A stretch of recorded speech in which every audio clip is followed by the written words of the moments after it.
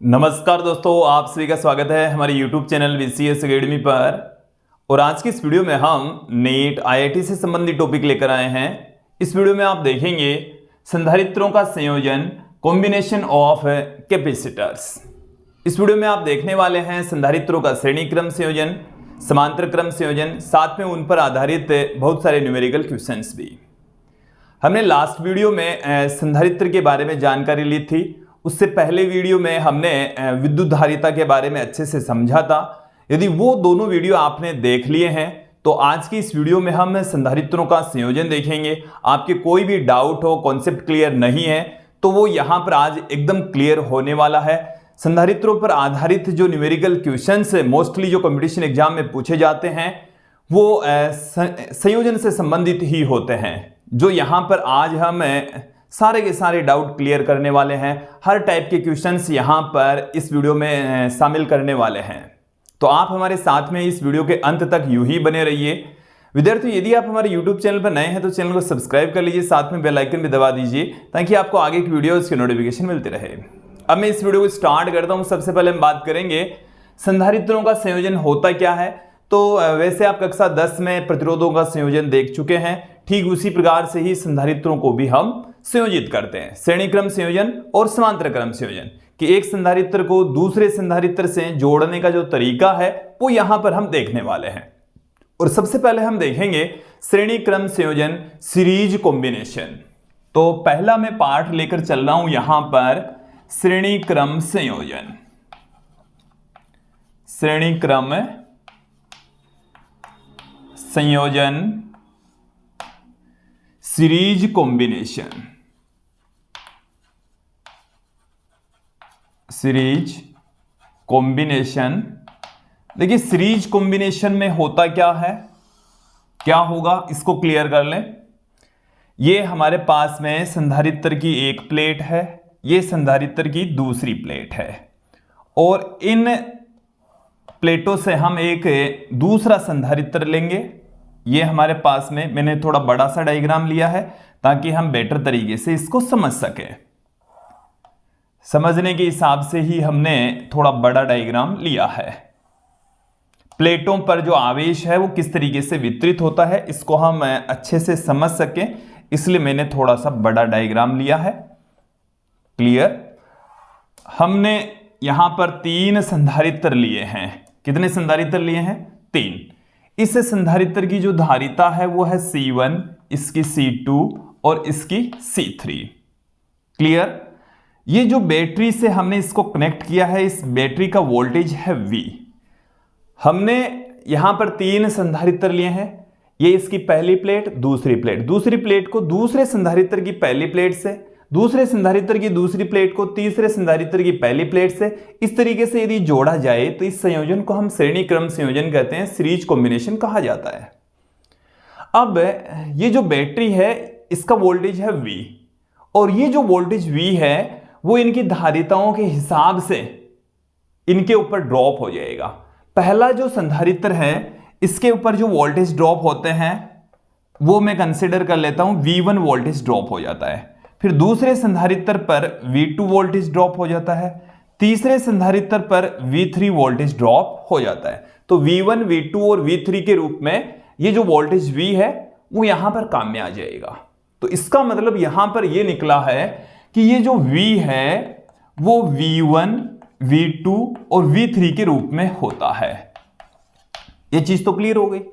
अब देखिए इस संधारित्र को आवेश कहां से मिलेगा। ये बैटरी यहां से कनेक्ट है, यहां से पॉजिटिव चार्ज चलेगा, यहां से होता हुआ यहां पर आएगा।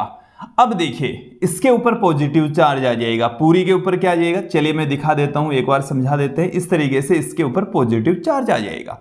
पॉजिटिव चार्ज के कारण से इसके पास में रखी ये जो दूसरी वाली प्लेट है इस पर प्रेरण के कारण से इसके नजदीक वाले पृष्ठ के ऊपर ऋणावेश प्रकट हो जाएगा। ये ऋणावेश कहां से आया, इसके कारण से प्रेरण की वजह से इंड्यूस्ड हो गया इस वाले पृष्ठ के ऊपर पॉजिटिव चार्ज, और दूर वाला जो पृष्ठ है इसके ऊपर पॉजिटिव चार्ज आ जाएगा ऐसे। अब होता क्या है एक्चुअल में, ये जो पॉजिटिव चार्ज है वो यहां पर न रहकर इस तार से होता हुआ इस प्लेट के ऊपर आ जाएगा। तो यहां पर तो सिर्फ और सिर्फ नेगेटिव चार्ज बचा जो कि इसके अंदरूनी पृष्ठ पर है, और ये वाला जो पॉजिटिव पूरा का पूरा जो चार्ज था वो केवल और केवल अंदरूनी पृष्ठ के ऊपर आ जाएगा। क्यों आ जाएगा? इसके अट्रैक्शन की वजह से। तो इस संधारित्र के ऊपर, इस प्लेट के ऊपर पॉजिटिव, इस प्लेट के ऊपर नेगेटिव, और अंदरूनी पृष्ठ के ऊपर ही है।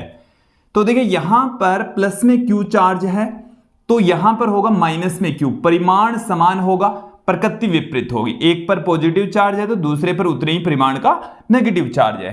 ठीक उसी प्रकार से यहां पर जो मैंने आपको कहा था कि जो पॉजिटिव चार्ज था वो यहां पर आ गया, तो इसके भी अंदरूनी पृष्ठ के ऊपर पॉजिटिव चार्ज क्रिएट हो जाता है, उतने ही परिमाण का यहां पर नेगेटिव चार्ज। तो इस प्लेट के ऊपर आएगा प्लस में क्यू, इस प्लेट के ऊपर आएगा माइनस में क्यू।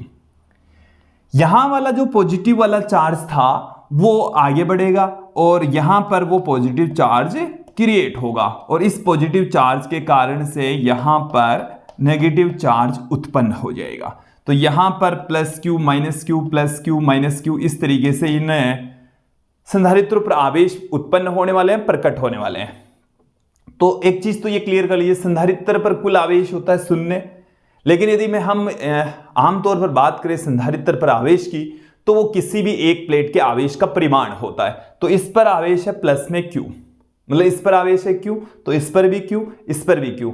सभी संधारित्रों पर समान आवेश होता है, सभी संधारित्रों पर क्या होगा? आवेश का परिमाण समान होगा, और वो इस बैटरी द्वारा दिए गए आवेश के तुल्य होगा। यहां से क्यू आवेश चला, कितना आवेश चला?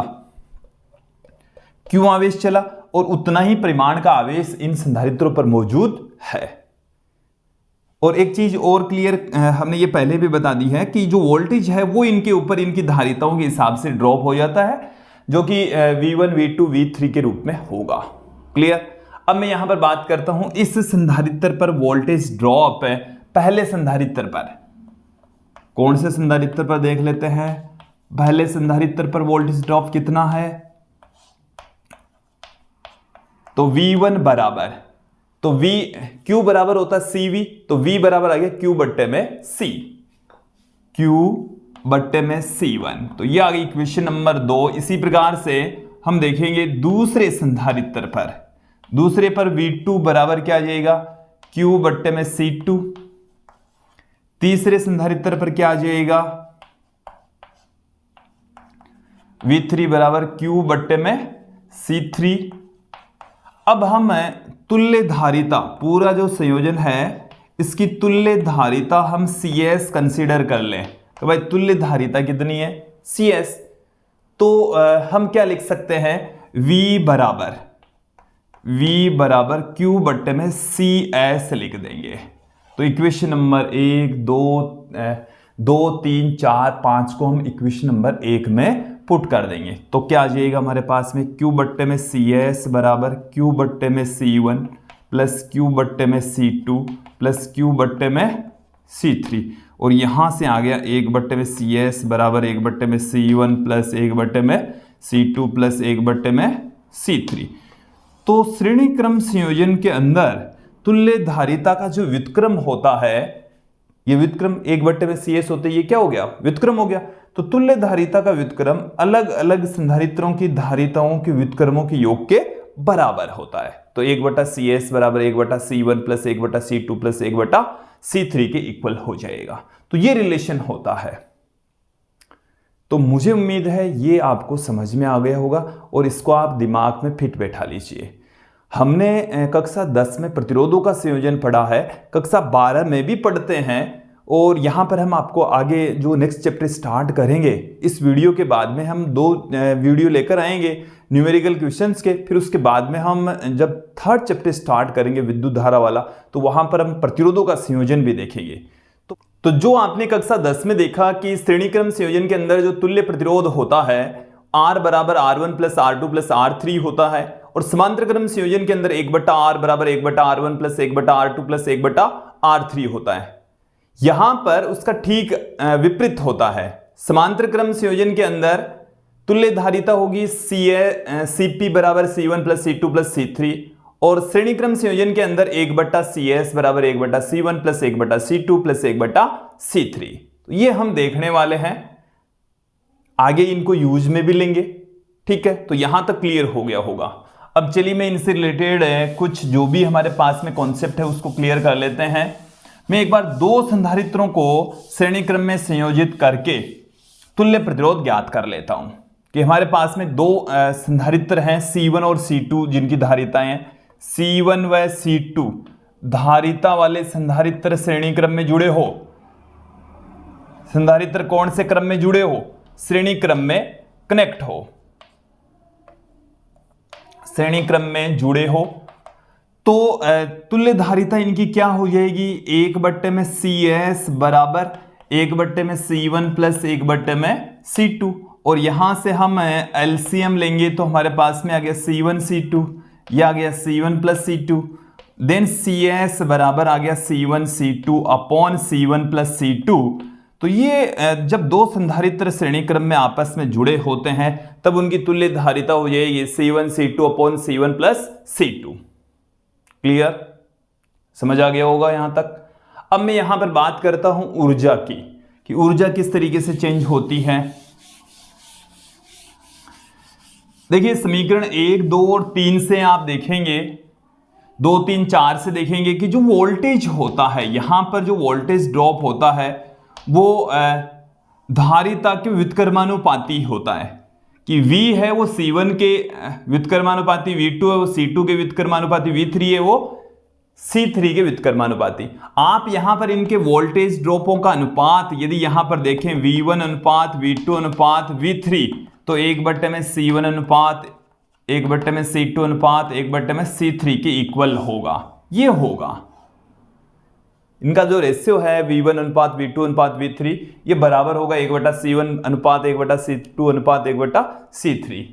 इसी प्रकार से आप देखेंगे किसी संधारित्र में संचित जो ऊर्जा है उसका फॉर्मूला हमने लास्ट वीडियो में देखा था, U बराबर Q²/2C। तो यहां पर सभी संधारित्रों के अंदर जो आवेश है वो तो सेम रहता है, तो जो U है वो धारिता के व्युत्क्रमानुपाती होता है। श्रेणी क्रम संयोजन के अंदर ये रिलेशन होगा क्योंकि Q तो सभी संधारित्रों पर सेम रहता है। देन यहां से जो U है एनर्जी है वो धारिता के व्युत्क्रमानुपाती होगी। जितनी बड़ी धारिता उसमें वो एनर्जी उतनी ही कम संचित होगी। यहां से आप इनकी ऊर्जाओं का अनुपात भी निकाल सकते हैं।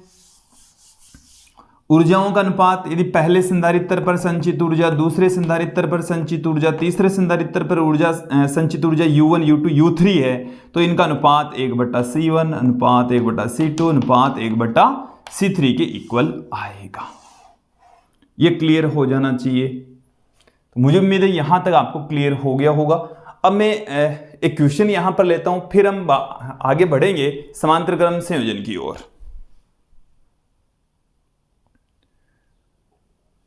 क्वेश्चन देखिए कि दो संधारित्र जिनकी धारिताएं C1 बराबर 2 माइक्रोफेरड व C2 बराबर 8 माइक्रोफेरड है श्रेणी क्रम में जोड़े गए हैं तथा इस संयोग को 300 वोल्ट के विभवांतर से जोड़ा गया है।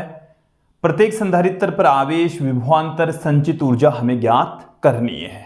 तो देखिए यहां पर दोनों संधारित्र श्रेणी क्रम में है और श्रेणी क्रम में जो संधारित्र है उन पर आवेश का जो वितरण है वो समान होता है। ये हमने अभी बताया आपको कि पहले संधारित्र पर जितना आवेश होगा दूसरे संधारित्र पर भी आवेश उतना ही होगा। तो दोनों संधारित्र पर आवेश समान होगा।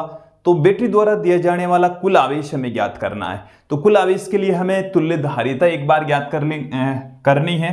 तो तुल्य धारिता 1/C बराबर 1/C1 प्लस 1/C2। C1 की वैल्यू है 2 माइक्रोफेरड, C2 की वैल्यू है 8 माइक्रोफेरड।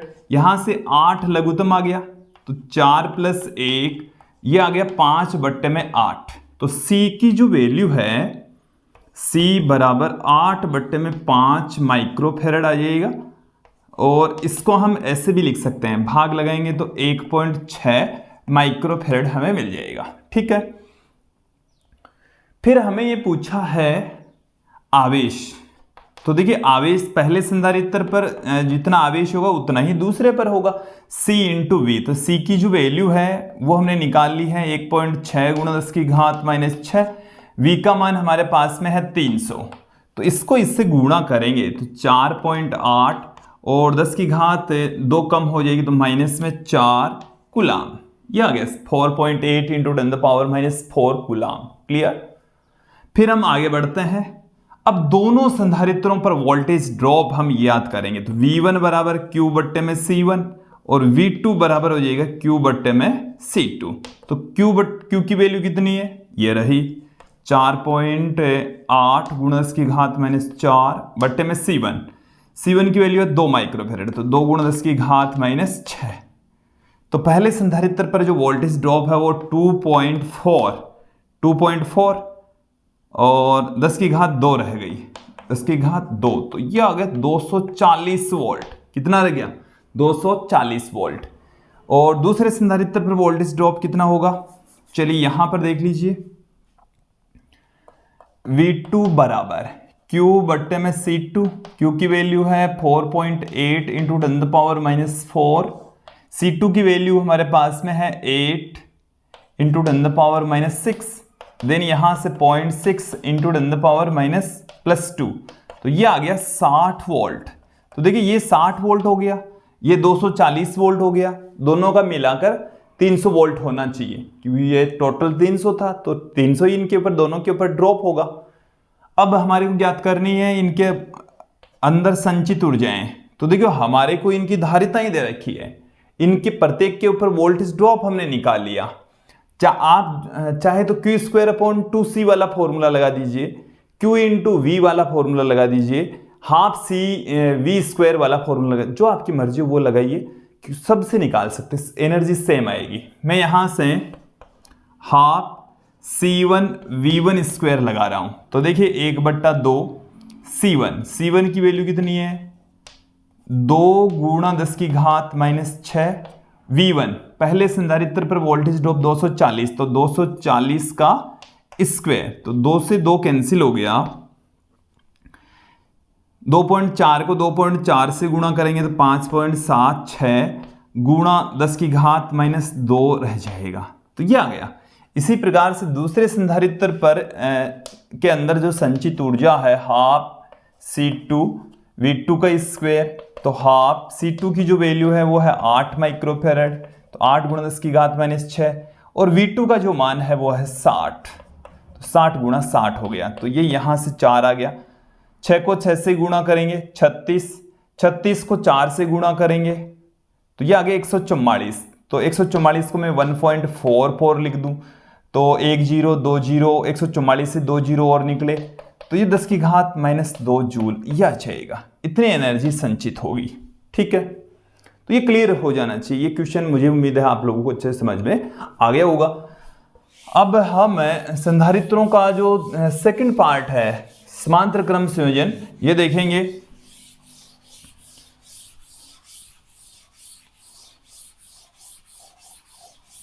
देखिए संधारित्रों का समांतर क्रम संयोजन,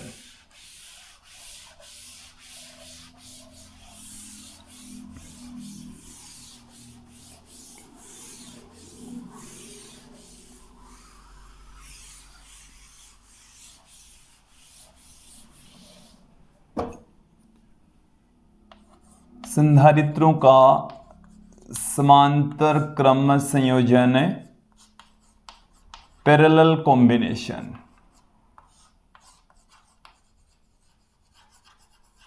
पैरेलल कॉम्बिनेशन,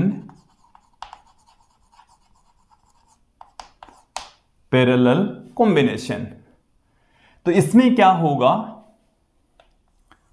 ये हमारे पास में एक संधारित्र है, ये दूसरा संधारित्र है और ये हमारे पास में तीसरा संधारित्र है। इन तीनों ही संधारित्रों की जो प्रथम प्लेटें हैं, पहली प्लेटें हैं, इनको बैटरी के एक टर्मिनल से जोड़ देंगे, इस तरीके से बैटरी के एक टर्मिनल से, और जो दूसरी प्लेटें हैं उनको बैटरी के दूसरे टर्मिनल से जोड़ देंगे। तो एक पॉजिटिव टर्मिनल, एक नेगेटिव टर्मिनल, इस तरीके से जोड़ा जाता है। ठीक है, अब पहले संधारित्र की जो धारिता है वो है C1, दूसरे की C2, तीसरे की C3।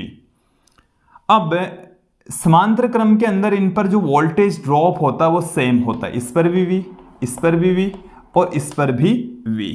तीनों संधारित्रों पर वोल्टेज ड्रॉप क्या होता है, सेम होता है क्योंकि समांतर क्रम में है। बट यहां से दिया जाने वाला जो आवेश है इसका वोल्टेज और इन पर वोल्टेज ड्रॉप सेम होता है कि आवेश क्यों चला यहां से, तो ये आवेश है वो 3 भागों में टूट जाएगा, Q1, Q2 और Q3।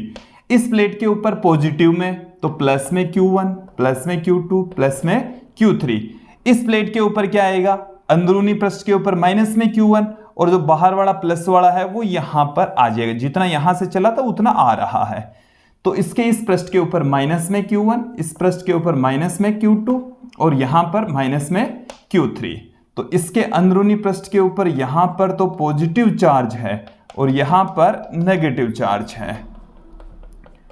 और समांतर क्रम संयोजन के अंदर जो चार्ज होता है वो भिन्न भिन्न होता है, अलग अलग होता है। Q1, Q2 और Q3 यहां पर हमने दिखाया है। डायग्राम समझ में आ जाना चाहिए। ये देखो डायग्राम में एक तो वोल्टेज ड्रॉप सब पर सेम है, लेकिन बैटरी द्वारा दिया गया जो आवेश है वो अलग अलग संधारित्रों पर उपस्थित आवेशों के योग के बराबर होता है। तो Q बराबर होता है Q1 plus Q2 plus Q3।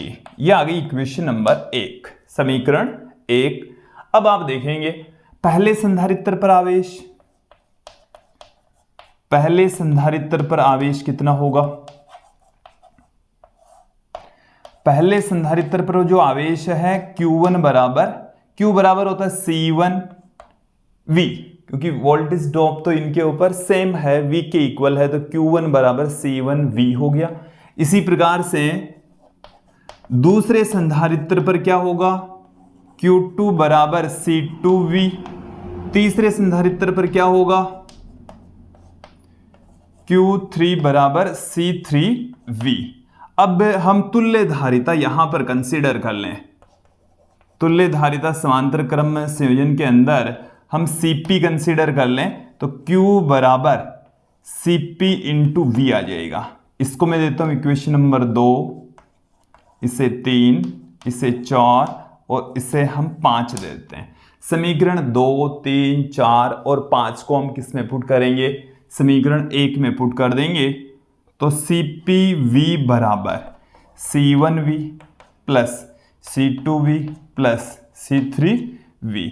यहां से दोनों तरफ से V कॉमन लेकर हम कैंसिल कर देंगे तो Cp बराबर C1 plus C2 plus C3 ये आ जाएगा हमारे पास में। Cp बराबर C1 plus C2 plus C3 हमें प्राप्त हो गया है। अब देखो यहां से क्या क्या निष्कर्ष निकलते हैं, कौन कौन से तथ्य हमारे पास में यहां से बाहर निकलेंगे। एक तो इनके ऊपर वोल्टेज ड्रॉप सेम है, पहले संधारित्र पर वोल्टेज ड्रॉप, दूसरे संधारित्र पर वोल्टेज ड्रॉप, तीसरे संधारित्र पर वोल्टेज ड्रॉप बराबर होते हैं, सेम होते हैं, ठीक है।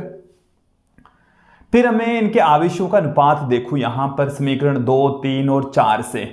तो जो आवेश है वो इनकी धारिता के समानुपाती होता है। जितनी ज्यादा धारिता होगी उस संधारित्र पर आवेश भी उतना ही ज्यादा होगा। देखिए यहां से इनमें जिसकी धारिता ज्यादा है उस संधारित्र पर आवेश ज्यादा जाकर इकट्ठा होगा। तो इनके आवेशों का जो अनुपात है Q1 अनुपात Q2 अनुपात Q3 ये बराबर होता है C1 अनुपात C2 अनुपात C3। ये भी काफी महत्वपूर्ण रिलेशन है। आप भाई क्वेश्चन जब आप सोल्व कर रहे होते हैं तो आप उनको देखकर पहचान लेंगे कि भाई ज्यादा धारिता वाले पर जो आवेश है वो ज्यादा आ रहा है कि नहीं आ रहा। आप उसको देखकर ही पहचान लेंगे कि सही कर रहे हैं या हम गलत कर रहे हैं, ठीक है। अब यहां पर मैं बात करूंगा ऊर्जा की कि भाई इनके अंदर संचित जो ऊर्जाएं हैं वो क्या होगी। तो देखिए ऊर्जा के हमने अलग अलग फॉर्मूले पढ़े, हम एक ऐसे फॉर्मूले का प्रयोग यहां पर करेंगे जिसमें वोल्टेज आए, इसमें वोल्टेज आए और धारिता आए। तो धारिता वाले टर्म्स में हाफ CV²। तो पहले संधारित जो यहां पर जो ऊर्जा है वो भी धारिता के समानुपाती होगी। जिससे संधारित्र की धारिता जितनी अधिक होगी उस संधारित्र में संचित ऊर्जा भी उतनी ही अधिक होगी। क्लियर। और यहां पर ऊर्जाओं का अनुपात यदि हम देखें U1 अनुपात U2 अनुपात U3 तो यह आएगा C1 अनुपात C2 अनुपात C3। ये हमारे पास में इनका रेशियो प्राप्त होने वाला है। U1 U2 U3 का जो अनुपात है वो C1 C2 C3 के अनुपात के बराबर होगा। क्लियर? तो यहां तक तो क्लियर हो जाना चाहिए, समझ आ जाना चाहिए। अब हम एक क्वेश्चन लेते हैं, अलग अलग क्वेश्चन लेंगे, अब क्वेश्चन ही सोल्व करेंगे अब आगे चलकर। चलिए यहां से एक बार इनको हटाते हैं, क्वेश्चंस लेते हैं, एक एक करके इन क्वेश्चंस को हम सॉल्व कर लेते हैं। सबसे पहला क्वेश्चन देखिए कि सी धारिता वाले संधारित्रों, सी धारिता वाले n संधारित्र है और उनको श्रेणी क्रम और समांतर क्रम में संयोजित करके उनकी तुल्य धारिताओं का अनुपात अपन को निकालना है।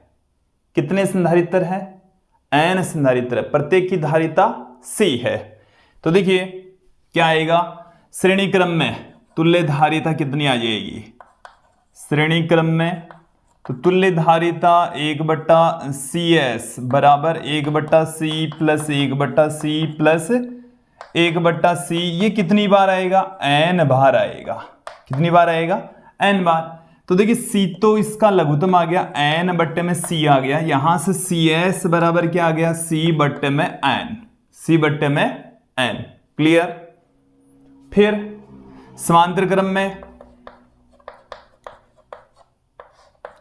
समांतर क्रम में तो एक CP बराबर C प्लस C n बार, तो क्या आ जाएगा? n इंटू C आ जाएगा। हमें यहां पर CS और CP दोनों का रेशियो फाइंड आउट करना है, तो C बट्टे में n, इसका मान है C इंटू n, तो C से C कैंसिल हो गया, 1/n² आ जाएगा। क्या आ गया? 1/n²। तो ये क्वेश्चन समझ में आ गया होगा। आगे बढ़ते हैं, अगला जो क्वेश्चन है उसमें हमें बिंदु A और B के बीच में तुल्य धारिता ज्ञात करनी है। A और B के मध्य तुल्य धारिता फाइंड आउट करनी है। तो देखिए कैसे फाइंड आउट करेंगे, A और B के मध्य तुल्य धारिता कैसे ज्ञात करेंगे? इसके लिए देखिए आप इस सर्किट को थोड़ा सा हम सिंप्लीफाई कर लेते हैं। इस बिंदु को नाम देता हूं मैं P और इसको नाम देता हूं मैं Q। तो देखिए आप यहां पर देखेंगे कि बिंदु A और इसके बीच में कोई संधारित्र लगा हुआ नहीं है, तो इसका और इसका जो वोल्टेज है वो सेम होगा। तो इसको हम क्या कर सकते हैं, बिंदु A और बिंदु Q एक ही जगह पर दिखा सकते हैं। इसी प्रकार से B और P के बीच में कोई संधारित्र नहीं लगा हुआ, इनके बीच में नहीं लगा हुआ, इट मीन्स इन दोनों का ही वोल्टेज ड्रॉप। यदि दो बिंदुओं के बीच में कोई संधारित्र रेजिस्टेंस कुछ भी नहीं लगा है, इसका मतलब ये हुआ कि दोनों के बीच में जो वोल्टेज ड्रॉप है वो सेम, वो उनके ऊपर जो विभव पतन है वो सेम होगा। तो बिंदु P और B दोनों का भी विभव पतन क्या हुआ? सेम। अब देखो A और P के बीच में 3 माइक्रोफेरेड, A ये रहा, P ये रहा, तो इनके बीच में ये 3 माइक्रोफेरेड। इसी प्रकार से P और Q के बीच में 5, तो ये P है ये Q है, इनके बीच में क्या हो गया? 5 माइक्रोफेरेड। ये क्या है? 5 माइक्रोफेरेड का।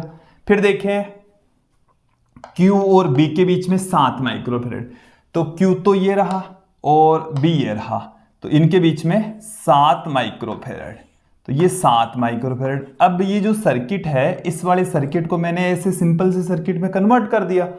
अब आप आराम से कर सकते हैं, तीनों जो संधारित्र हैं वो समांतर क्रम में जुड़े हुए हैं, तो इनकी जो तुल्य धारिता है वो क्या होगी? C बराबर समांतर क्रम में C1 plus C2 plus C3, तो 5 प्लस 3 प्लस 7 15 माइक्रोफेरेड। कितनी आ गई है? 15 माइक्रोफेरेड। तो ये आ जाना चाहिए समझ में। आगे बढ़ते हैं, हम अगले क्वेश्चन की ओर बढ़ते हैं। अगले क्वेश्चन के अंदर देखिए हमें एक जटिल सा सर्किट दे रखा है और ये कहा गया है कि ये यहां पर एक संधारित्र जुड़ा हुआ है, इसकी धारिता C है, इसकी धारिता कितनी है? C। फिर 2 जुड़े हुए हैं, इसकी धारिता भी C है, इसकी भी C है। जो भी संधारित्र लगा हुआ है उनकी प्रत्येक की धारिता C है। यहां पर 1, यहां पर 2, यहां पर 3, 4 और ये n टाइम्स चलता रहता है। ऐसे ही कितनी बार चल रहा है? n time. तो इस सिरे और इस सिरे के बीच में हमें तुल्य धारिता ज्ञात करनी है। क्वेश्चन एक बार समझ में आ जाना चाहिए। तो देखिए मैं इसकी जो तुल्य धारिता है उसको मैं C1 कंसीडर कर लूं। कितनी कंसीडर कर लूं? C1। तो C1 बराबर क्या आएगा? बोर्ड पर फोकस करें। C1 बराबर आएगा C, क्योंकि एक ही संधारित्र यहां पर लगा हुआ है। C1 बराबर C। अब यहां पर इन दोनों के बीच की, देखो मैं यहां से लेकर ये जो दोनों समांतर क्रम में, इसकी धारिता ले रहा हूं C2। तो C2 बराबर क्या आएगा? दोनों समांतर क्रम में, समांतर क्रम में एक की C दूसरे की C, तो 2C आ गया, 2C। क्लियर?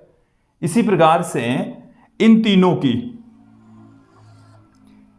की क्या हो जाएगी? C3 बराबर C प्लस C बराबर, ये हमारे पास में आ गया है 3C। C4 बराबर क्या आएगा? C प्लस C बराबर 4C। और Cn बराबर कितना आ जाएगा? C plus dot dot dot n times चलेगा, n इंटू C। तो ये तो आ गई हमारे पास में जितने भी संधारित्र इनके बीच में जो समांतर क्रम में जुड़े हुए थे उनका संयोजन। अब देखो इस सर्किट को हम क्या बना सकते हैं? मैं यहां पर बना रहा हूं, इसको हमने थोड़ा सिंप्लीफाई कर लिया है, और सिंप्लीफाई करने के बाद में मैं यहां पर निर्मित कर रहा हूं। तो ये तो है C1, और इन दोनों की जगह हमने लगा दिया C2, इन तीनों की जगह हमने लगा दिया C3, इन चारों की जगह हमने क्या लगा दिया? C4, और ऐसे ही Cn। तो Cn इनका सबका मान अपने पास में आ गया। अब आप इनको भी गौर करके देखें, ये सारे के सारे समांतर क्रम में है। ये सारे के सारे क्या हैं? समांतर क्रम में। तो तुल्य धारिता, अब अपने पास में इनकी तुल्य धारिता आ जाएगी। तो तुल्य धारिता क्या आएगी? देखिए Cp बराबर C1 plus C2 plus C3 plus dot dot dot Cn, और Cp बराबर C1 की वैल्यू है 1C, 2C, 3C, 4C plus dot NC, और यहां से हम यदि C कॉमन ले ले तो 1 plus 2 plus 3 plus 4 plus dot dot dot N आ जाएगा। और ये आप देख रहे हैं एक समांतर श्रेणी है,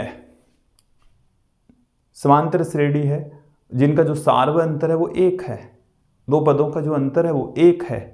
तो यहां पर n पदों की एक समांतर श्रेणी है जिसका प्रथम पद 1, अंतिम पद n। तो इसका योग का फॉर्मूला अपन को यहां पर चाहिए। योग का फॉर्मूला क्या होता है?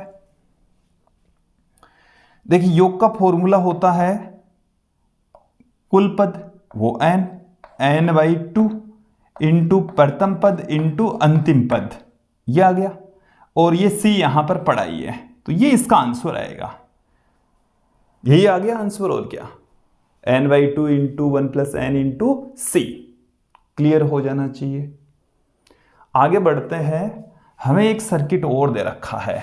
देखो ऐसे सर्किट में आपको कैसे सोल्व करना है, कैसे इनको हल करेंगे, तो इनको छोटे छोटे पदों को इनको एक बार सोल्व करेंगे। भाई इसमें भी हमने इसको सोल्व किया, इसको किया, इसको किया, फिर जाकर पूरे को किया। तो यहां पर भी आपको क्या करना है? पहले इन 3 को सोल्व कर लो, फिर इसका जो भी आएगा उसको यहां पर पुट कर देंगे। तो इन 3 को सोल्व कर लें तो देखो क्या आ जाएगा। इस सर्किट को देखें आप, ये हमारे पास में है इस तरीके से,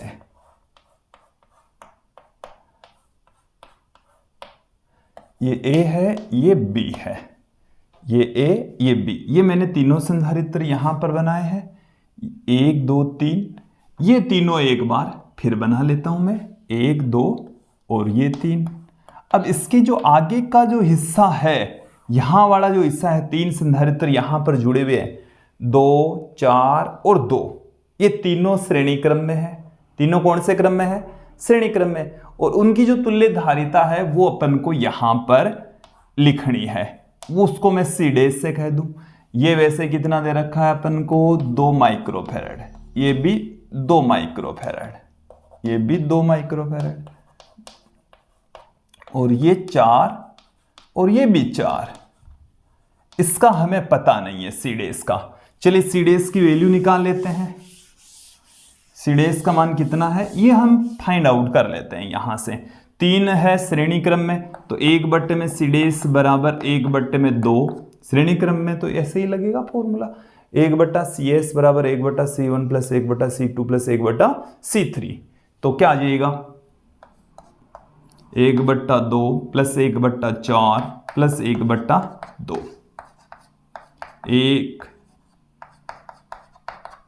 5/4 सी डेस बराबर आ गया 4/5 माइक्रोफेरड, 4/5 माइक्रोफेरड। तो इसका आ गया अपने पास में, ये कितना आ गया 4/5 माइक्रोफेरड। अब देखो इन दो को सॉल्व करेंगे, ये दोनों कौन से क्रम में है, समांतर क्रम में। ये दोनों कौन से क्रम में, समांतर क्रम में। तो देखिए इनका क्या होगा, अभी बाकी की सर्किट को एज इट इज पड़ा रहने दीजिए।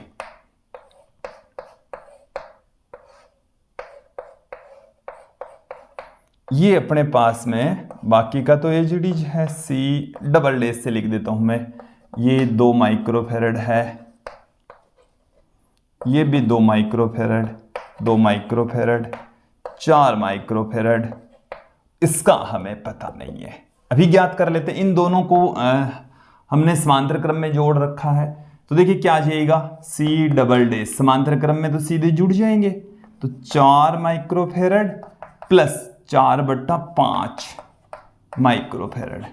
तो इनको जोड़ दीजिए, कितना आ जाएगा अपने पास में, 5 इनका एलसीएम आ गया 20 प्लस 4, तो 24/5 माइक्रोफेरड आ गया, 24/5 माइक्रोफेरड। तो ये हम फिर वही कंटिन्यूअसली वही चलते रहेंगे, उसी तरीके से इन तीनों का निकाल लीजिए। अब इन तीनों का निकालेंगे, तो इन तीनों का निकालेंगे तो ये जो सर्किट है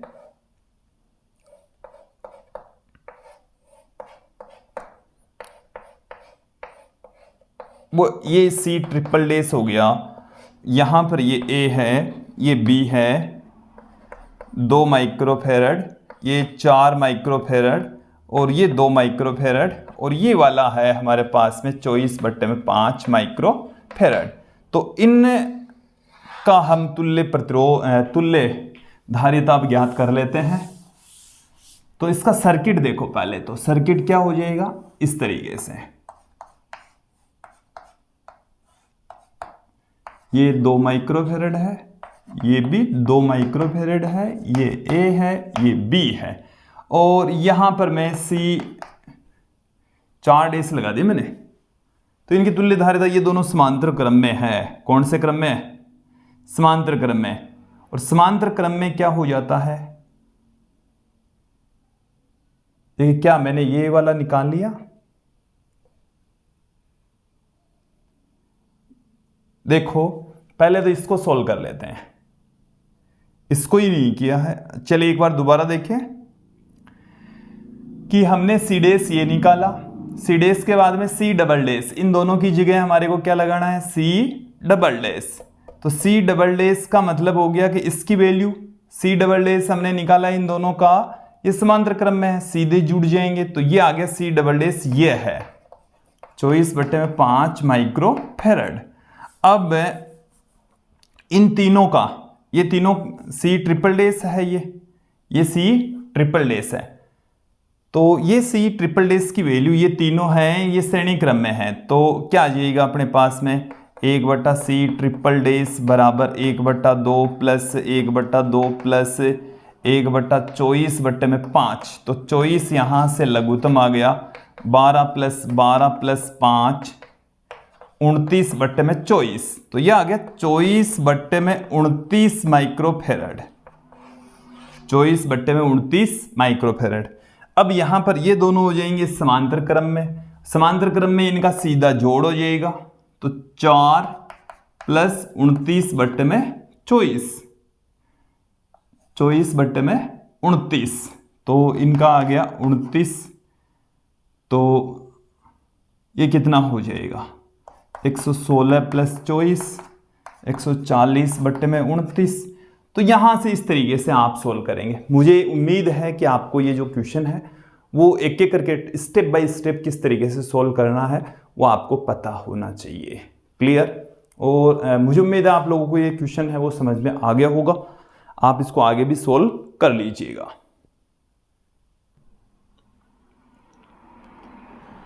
देखिए कुछ क्वेश्चंस अब यहां पर हम और देख लेते हैं। देखिए इस क्वेश्चन को सोल्व करने से पूर्व हम व्हीटस्टोन सेतु परिपथ देख लेते हैं। व्हीटस्टोन सेतु परिपथ क्या होता है?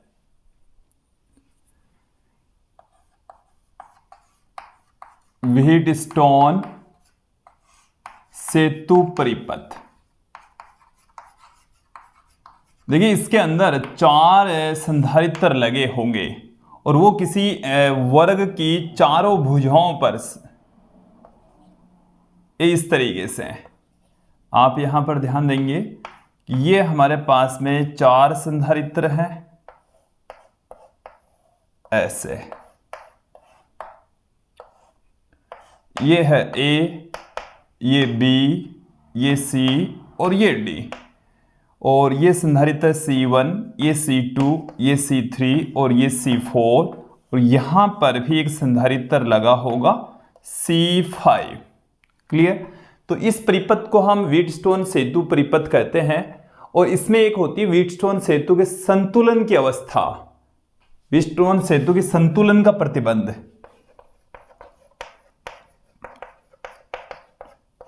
सेतु के संतुलन की अवस्था क्या है? देखो व्हीटस्टोन सेतु के संतुलन के अंदर इन दोनों की धारिताओं का अनुपात शेष इन दोनों की धारिताओं के अनुपात के बराबर होता है, तो C5 कार्य नहीं करता या C5 में से कोई आवेश प्रवाहित नहीं होगा। देखो इस बिंदु और इस बिंदु का जो विभव है वो बराबर होता है। सेतु की संतुलन की अवस्था में बिंदु B और D का विभव समान होगा और उस स्थिति में C1 अनुपात C2 बराबर होगा C3 अनुपात C4 के। आप यहां पर यह भी कह सकते हैं इन दोनों का अनुपात इन दोनों के अनुपात के बराबर होगा, या इन दोनों का अनुपात इन दोनों के अनुपात के बराबर होगा। संतुलन की अवस्था में ही संभव है जब B और D का विभव सेम हो, ठीक है, या जब इन दोनों का अनुपात इन दोनों का अनुपात बराबर होगा तो सेतु अपने आप संतुलन में रहेगा। उस कंडीशन में इसमें से कोई आवेश का प्रवाह नहीं होगा। C5 को आप लगाएं ना लगाएं कोई इफेक्ट नहीं पड़ता। तो यदि ये ऐसी स्थिति है तो ये वाला जो सर्किट है ये इस तरीके से हो जाएगा, ऐसे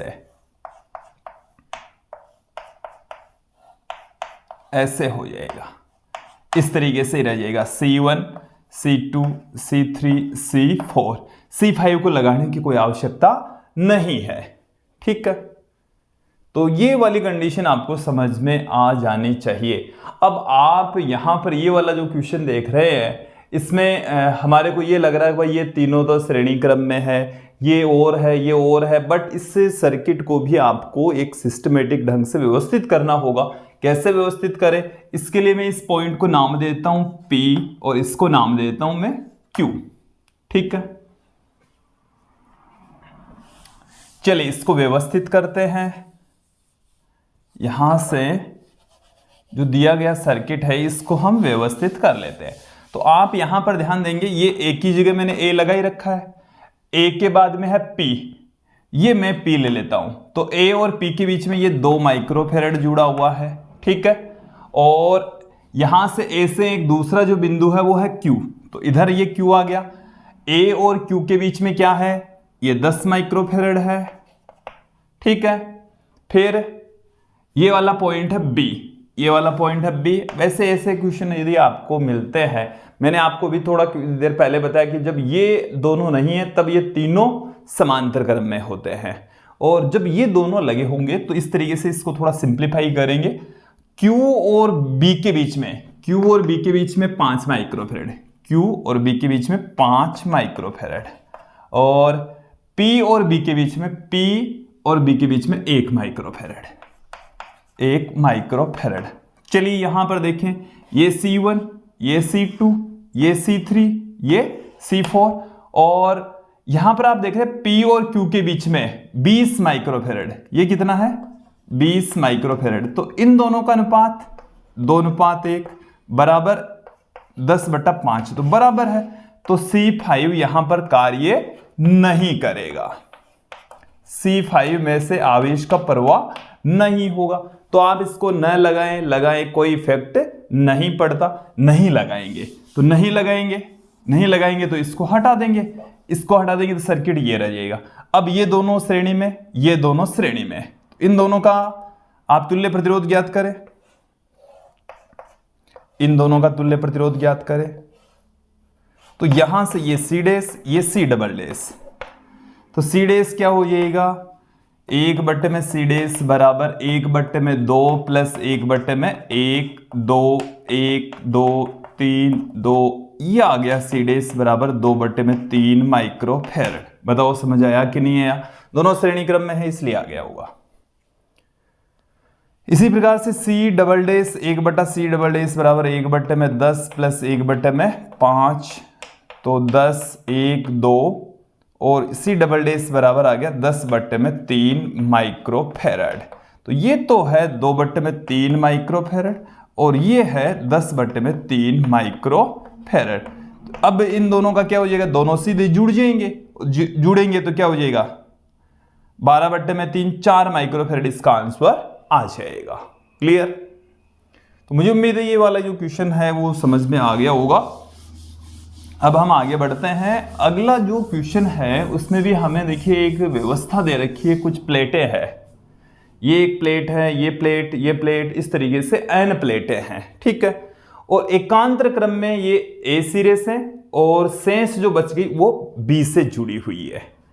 तो देखिए मैं आपको बता दूं कि इनके ऊपर जो आवेश है वो ये प्लस में, इस पर माइनस में, प्लस में, फिर इसमें माइनस में, फिर इसके ऊपर प्लस में, फिर इस पर माइनस में, फिर इस पर प्लस में, ऐसे है।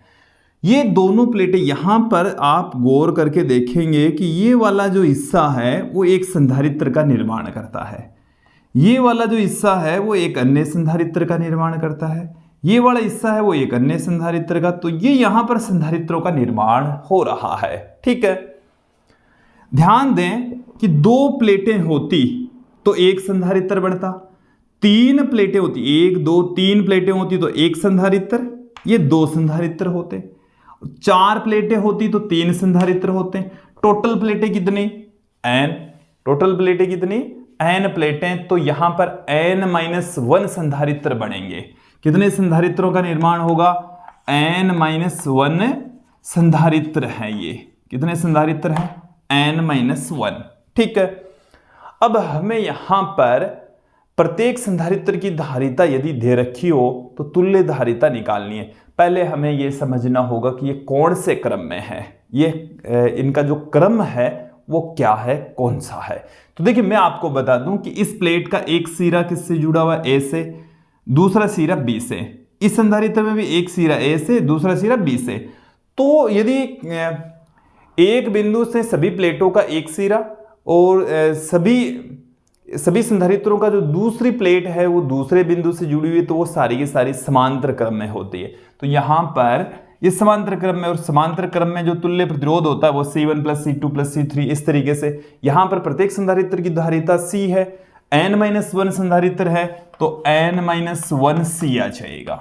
कितनी आ जाएगी धारिता, n-1C, ठीक है।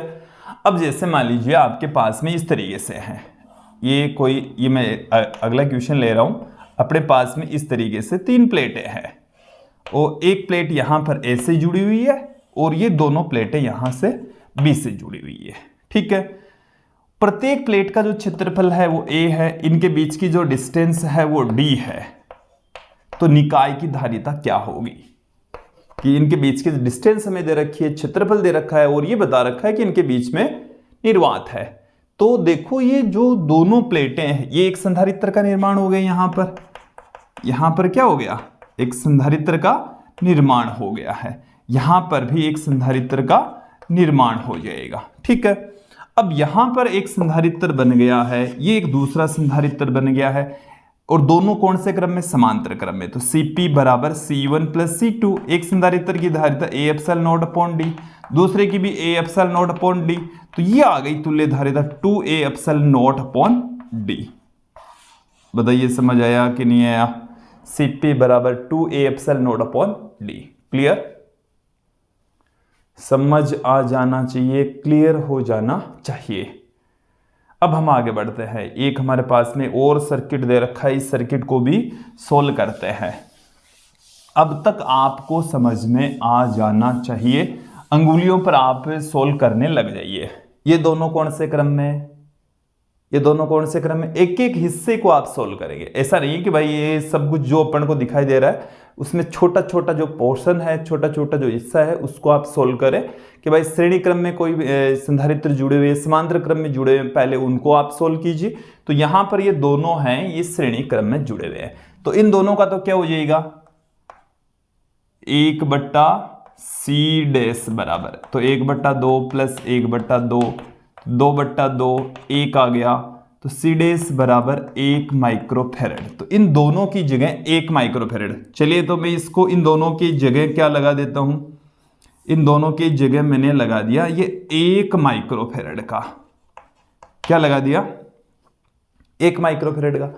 अब यहां पर आप देखेंगे ये और ये दोनों समांतर क्रम में है, दोनों कौन से क्रम में है, समांतर क्रम में, और समांतर क्रम में सीधा जोड़ होता है, समांतर क्रम में Cp बराबर C1 plus C2 plus C3 ऐसे होता है। तो यहां पर ये 1 + 1 2 हो जाएगा, इन दोनों की जगह हम क्या लगा दें, इन दोनों को हटा दिया मैंने, और इन दोनों के स्थान पर हम एक संधारित्र लगा देंगे जिसकी धारिता 2 माइक्रोफेरेड होगी।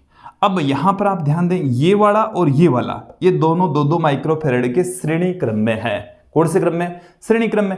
तो श्रेणी क्रम में क्या होता है, यही होता है, देखो 1/2 प्लस 1/2 1 हो जाएगा, इन दोनों का क्या हो जाएगा, 1 हो जाएगा।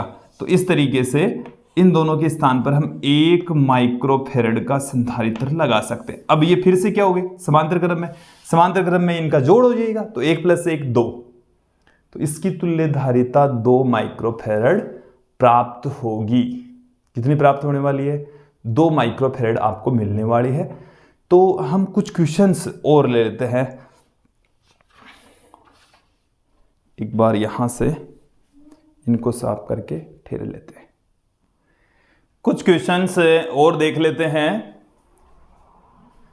देखिए पहले ये वाला क्वेश्चन देखिए कि दिए गए परिपथ में कुंजी S को बंद करने पर संधारित्र A और B के ऊपर कितना आवेश रहेगा। ये हमारे पास में कुंजी S है, इसको हम क्लोज कर दें तो A पर और B पर आवेश की वैल्यू क्या होगी, Q बराबर होता है CV, तो C तो चेंज नहीं होगा, बट जैसे इसको क्लोज करेंगे दोनों का विभव समान हो जाएगा। विभव क्या हो जाएगा, समान।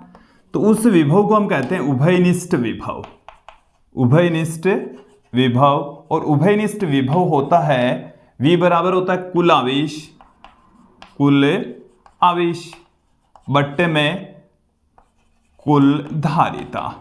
तो इन दोनों को जोड़ने से पूर्व, दोनों को आपस में कनेक्ट करने से पहले कुल आवेश, तो एक पर आवेश है 3Q, दूसरे पर आवेश है 6Q, और इनकी धारिताएं हैं 6C प्लस 3C, 6C और 3C। तो कितना हो जाएगा, V बराबर, तो देखिए यहां से 9Q बट्टे में 9C, तो ये आ गया Q बट्टे में C, Q बट्टे में C। अपन को यहां पर इसको क्लोज कर दिया, तो इसके ऊपर क्या पूछा, आवेश, तो A पर, किस पर, A पर, Q1 बराबर C1V, C1 की वैल्यू है 6C और V का मान है 9 बट्टे में C, तो C से C कैंसिल हो गया, 6Q रह जाएगा। इस पर आवेश कितना हो गया, 6Q। B पर है Q2 बराबर C2V, C2 की जो वैल्यू है वो हमें दे रखी है 3C, और V का मान है Q बट्टे में C, C से C कैंसिल हो गया, इस पर आवेश आ गया 3Q। तो जब इनको आप यहां से S को क्लोज कर देंगे, देन यहां पर आवेश हो जाएगा 6Q और 3Q, विभव सेम हो जाएगा, धारिताएं चेंज नहीं होगी। नेक्स्ट क्वेश्चन देखिए कि संलग्न चित्र में 4 संधारित्रों का संयोजन उनकी धारिताओं को दर्शाया गया है। ये 12 माइक्रोफेरेड, 20 माइक्रोफेरेड, 4 माइक्रोफेरेड, 4 माइक्रोफेरेड, और इन सबको हमने किससे जोड़ रखा है, एक 300 वोल्ट के वोल्टता स्रोत से, बैटरी से कनेक्ट कर रखा है। देन हमें ये पूछा है कि 4 माइक्रोफेरेड वाले संधारित्र पर विभव पतन कितना है। तो 4 माइक्रोफेरेड वाले पर विभव पतन कितना है? चलिए एक बार इनके सिरों पर आवेश 4 माइक्रोफेरेड पर आवेश और विभव पूछा है। आवेश कितना है और विभवांतर कितना है, ये दो चीजें पूछी गई है। तो देखिए पहले तो हम तुल्य धारिता ज्ञात कर लेते हैं। तुल्य धारिता, तो देखिए तुल्य धारिता क्या होगी? ये दोनों कौन से क्रम में? ये दोनों हैं समांतर क्रम में, तो 4 और 4 जुड़ जाएगा 8 माइक्रोफेरेड। तो तुल्य धारिता C बराबर 1/C बराबर 1/20, ये श्रेणी में, इन दोनों की जगह 1 जुड़ेगा वो इसके श्रेणी में, तो वो आ गया 1/8, फिर प्लस में 1/12, तो ये आ गया हमारे पास में 120, 6 बार में, 15 बार में और 10 बार में। तो कितना हो गया? 21 और 10 31 हो गया, 31/120। तो C बराबर आ गया 120/31 माइक्रोफेरेड, ये आया 120/31 माइक्रोफेरेड, ये तुल्य धारिता आ गई है। अब देखें कुल आवेश, तो Q बराबर, कुल आवेश क्या होगा? Q बराबर CV। C का मान है हमारे पास में 120/31 और V का मान हमारे पास में है 300। V का मान कितना है? 300। तो यहां से ये आ गया Q, ये अपने पास में क्या आ गया है? Q आ गया है। और जब यहां से आप इसको कैलकुलेट करेंगे तो देखिए कैलकुलेट करेंगे तो हमारे पास में इसकी वैल्यू आ जाएगी। अब देखो जितना आवेश इसके ऊपर आया है, मतलब यहां पर पूरा जो सर्किट है, चलिए इसको मैं ऐसे बनाता हूं थोड़ा इजी हो जाए, ऐसे, ये अपने पास में बैटरी समझ लो। तो यहां से जो भी आवेश Q चला उतना ही इसके ऊपर है। इन दोनों के स्थान पर देखो, इन दोनों के स्थान पर हमने लगा रखा C', तो इस पर मतलब ये जो 20 माइक्रोफेरेड वाला संधारित्र है या 12 माइक्रोफेरेड वाला संधारित्र है चाहे C' है, इन तीनों पर तो आवेश यही रहेगा, इन तीनों के ऊपर तो आवेश यही रहेगा, इतना माइक्रोकुलाम। अब यहां पर ये 4 माइक्रोफेरेड और ये भी 4 माइक्रोफेरेड, तो यहां आधा हो जाएगा, तो 4 माइक्रोफेरेड पर आधा हो गया पर, तो Q' बराबर इसका आधा हो जाएगा, इसका आधा कर दो 120 गुणा 300 बट्टे में 31 गुणा 2 माइक्रोकुलाम, ये आवेश आ गया। कैलकुलेशन आप कर लीजिएगा। अब इसके ऊपर वोल्टेज ड्रॉप चाहे इस पर निकालो चाहे इस पर निकालो, V' बराबर Q' बट्टे में C, तो Q' तो कितना है 120 गुणा 300 बट्टे में 31 गुणा 2, C' की वैल्यू कितनी है? 4 माइक्रोफेरेड, तो 4 गुणा में आगे 4, माइक्रो से माइक्रो कैंसिल हो जाएगा, तो ये यहां पर वोल्ट में आ जाएगा। तो कैलकुलेशन करेंगे तो इसकी फाइनल जो वैल्यू है वो आपको प्राप्त हो जाएगी। तो विद्यार्थी ये था आज का हमारा वीडियो जिसमें हमने संधारित्रों का संयोजन देखा, उन पर आधारित अलग अलग स्थितियों वाले क्वेश्चंस देखे, समझे, जाने।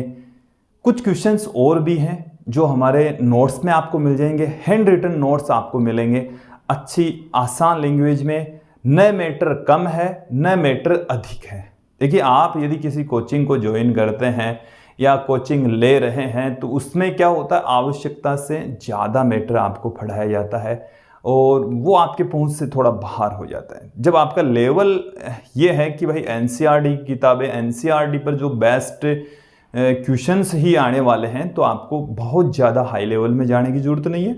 अपना प्रैक्टिस जरूरी है, आप अधिक से अधिक प्रैक्टिस करें, अपने लेवल के क्वेश्चन से ही सॉल्व करें। अभी आपने 2019 के बाद में जो नीट का पेपर है उसको आपने देखा होगा कि उसमें काफ़ी, उसके बाद में कोई बहुत जटिल क्वेश्चंस नहीं आए हैं।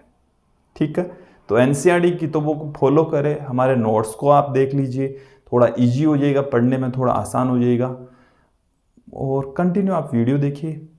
ठीक है, आज की इस वीडियो में इतना ही। अगले वीडियो में हम कुछ क्वेश्चन आंसर लेकर आएंगे जो एनसीईआरटी पर बेस्ड है। पूरी तरह से हम एनसीईआरटी पर बेस्ड जो क्वेश्चन है वो ही लेकर आएंगे। ठीक है, आज के लिए इतना ही। धन्यवाद दोस्तों।